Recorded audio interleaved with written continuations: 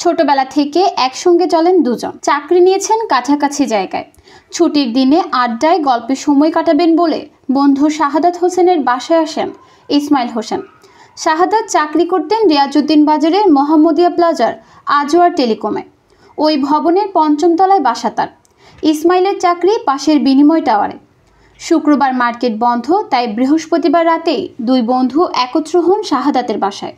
তবে এটি যে দুই বন্ধুর একসঙ্গে কাটানো শেষ দিন হবে সেটি তারা ভাবেননি। গত ২৭ জুন রাত ১:৩০টার দিকে লাগা আগুনের ধোঁয়ায় দম আটকে একসঙ্গে মারা যান দুই বন্ধু। রিয়াজউদ্দিন বাজারের রেজওয়ান কমপ্লেক্স ও মোহাম্মদিয়া প্লাজার মধ্যবর্তী অংশে একটি দোকানে আগুন লাগে। আগুন লাগার সঙ্গে সঙ্গে ধোঁয়া ছড়িয়ে পড়ে পুরো ভবনে। মোহাম্মদিয়া প্লাজার ৫ম তলার বাসাতে ছিলেন শাহাদাত ও ইসমাইল। ধোঁয়ার কারণে বের হতে পারেননি কেউ। শাহাদাত ও ইসমাইলের জন্ম সাতকানিয়া উপজেলার সোনাকানিয়া ইউনিয়নের কুতুবপাড়া এলাকায়। বেড়ে ওঠাও সেই গ্রামে। ২ বছর আগে দুজনের কর্মজীবনও একসঙ্গে শুরু। পৃথিবী থেকে বিদায় নিলেন একই সঙ্গে। তাদের দাফন করা হয়েছে একই কবরস্থানে পাশাপাশি। নিউজ ডেস্ক, চট্টগ্রাম সময়।